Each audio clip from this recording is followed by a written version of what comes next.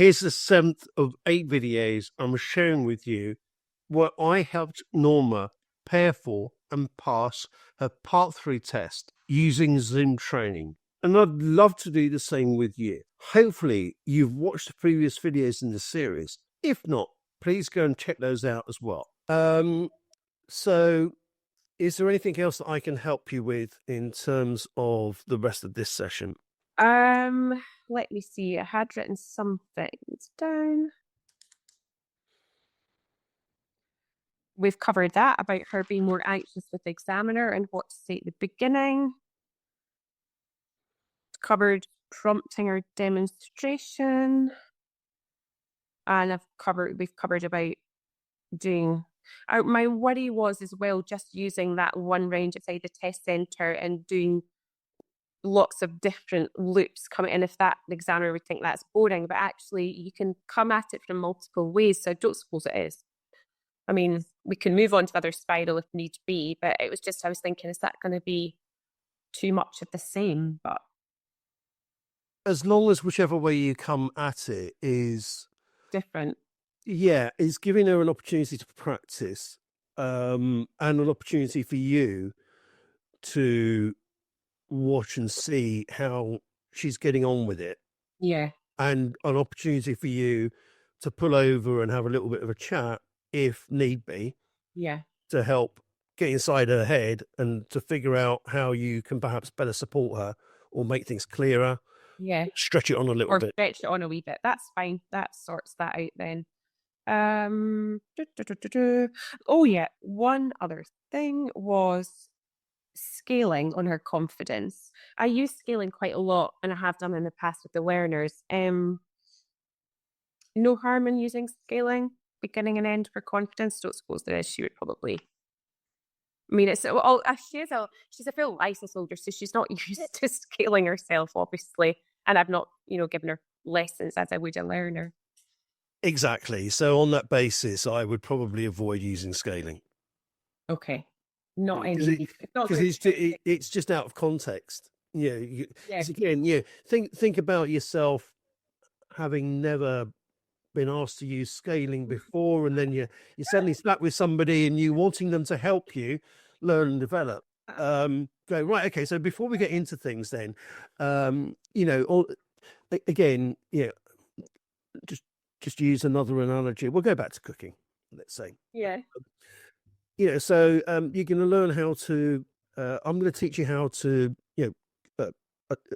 Hopefully you're not vegan or vegetarian. I don't want to offend you if you are. But I'm going to help you understand how to cook perfect steak today. So as it currently stands, on a scale of 1 to 10, how would you rate yourself in your ability to be able to cook a steak? It would jar, wouldn't it? It would just, you go, what? Yeah. Yeah. I have no idea. So the best way then would be just to speak maybe about her feelings rather than scaling, and and how she's feeling about it all. Yeah, so I would say throughout the lesson. Why not? Well, certainly at the beginning, I would, and unless the examiner wants you to get the wheels rolling straight away, I would tend to have a conversation with Emma a little bit along the lines of, right, okay, so whilst we're sat here and we're thinking about doing these multi-lane spiral roundabouts, which I know you have a little bit of an issue with, just tell me what's going through your head. Imagine you're approaching one now. How are you feeling? Yeah, anxious. Right, okay. So give me a bit more on that then. Specifically, what do you mean by feeling anxious? What is making you feel anxious? Those lanes confused, or whatever. Yeah, however that conversation goes. It's more human. It's more in tune with what her requirements are. It's less instructor speak. I like that.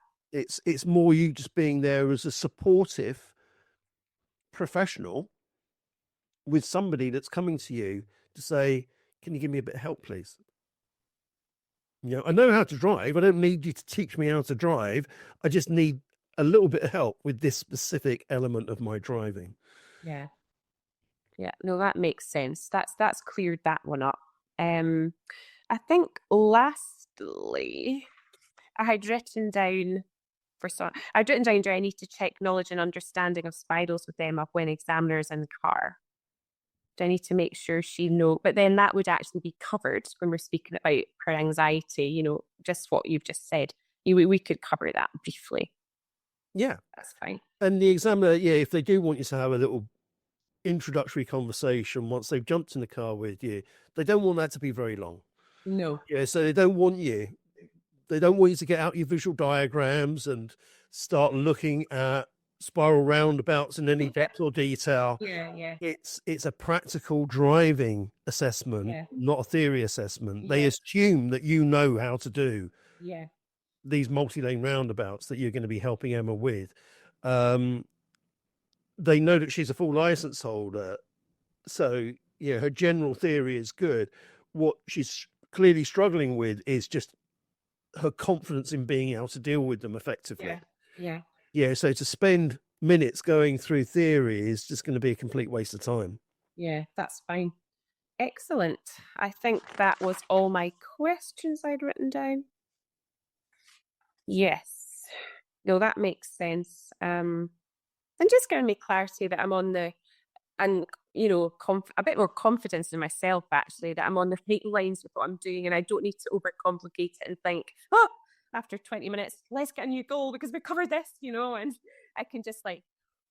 I'm sure you would have heard the term before, but you'll often hear it when, obviously you probably won't unless you at some point move into training driving instructors. But one of the common pieces of feedback that I come across when I'm looking at the feedback the examiners have given to PDIs and ADIs on their standards checks is, look, quite often less is more.